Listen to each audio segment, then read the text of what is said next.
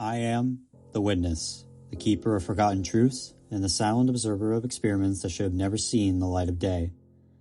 Some doors are better left unopened. Some questions should never be asked.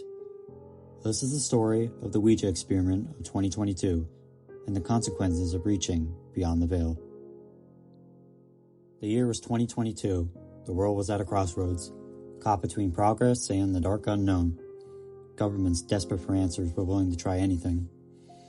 They had heard the rumors, whispers of a connection to the afterlife, to something that exists beyond the mortal realm, and they were willing to pay the price. President Eric Potentia, a man more ambitious than wise, authorized a secret experiment that would change everything, and they called it the Ouija experiment. It started with a simple goal: prove or disprove the existence of the supernatural.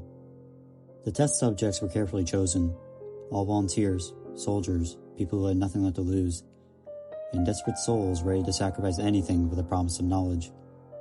The experiment was to be conducted in several stages: resurrection, the Ouija board, and the ultimate question: could they truly make contact with the afterlife? The first phase was innocent enough. Scientists had long been working on the resurrection methods, drawing from the forbidden research of the late Dr. Samuel Roth. His notes had been retrieved after his death, his fate sealed by his own work. The resurrection of a mouse was the first test subject. The results were unnerving. The mouse returned, but it wasn't quite right. Its eyes were glassy, its movements were jerky, and there was something else. A low, guttural sound that came from deep within its chest. It's a noise that didn't belong. The scientists refined their methods. They perfected the procedure. By the time they moved on to human trials, the zombification was a mere whisper, nothing more than a fading afterthought. They had made their peace with the process, convinced they could bring the dead back, fully aware, without the decay that followed. But they were wrong. So terribly wrong. The next test subject was the volunteer, a soldier who had signed up knowing full well what was at stake. The rules were simple. The volunteer would speak a single phrase: flammable, a word chosen at random, meant to test the randomness of their resurrection. Then they would be killed, and the Ouija board would be used to contact them. It wasn't supposed to work. Not really, but it did. The soldier died.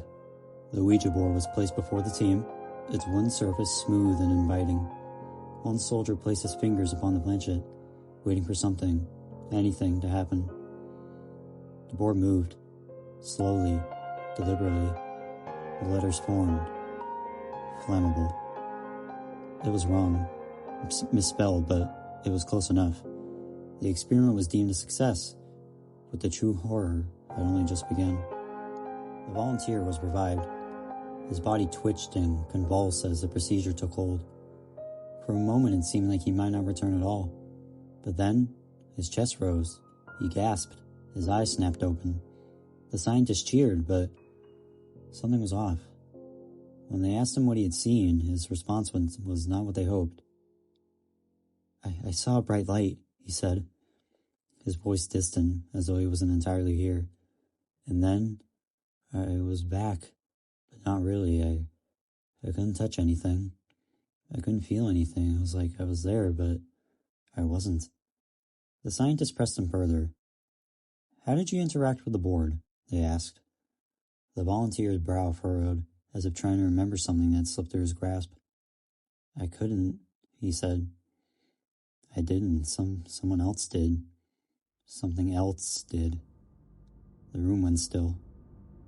The answer was simple, yet impossible. The volunteer had not interacted with the board. He had not moved the planchette, but someone had. The Ouija board had not only connected to the dead, but it had drawn something else into the world, something beyond the veil, something that had crossed over with the volunteer's soul. The experiment was deemed a success, but the team could not shake the feeling that they had unlocked something far darker than they intended. The volunteer, now alive, was questioned further, but he seemed disconnected from the world around him, his mind broken by what he experienced. And then, the truth began to settle in. The board didn't simply reach out to the dead.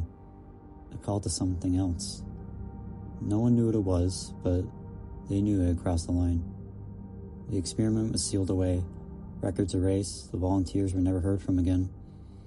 But the message was clear, and now they knew the supernatural exists. I am the witness, and I know everything from the Ouija experiment of 2022. I remember the volunteers, the scientists, and the darkness they brought into this world. Some questions are never meant to be answered. Some doors should never be opened. And now, as I watch, I wonder, how many more are still out there, lurking in the shadows, waiting for their turn to cross over?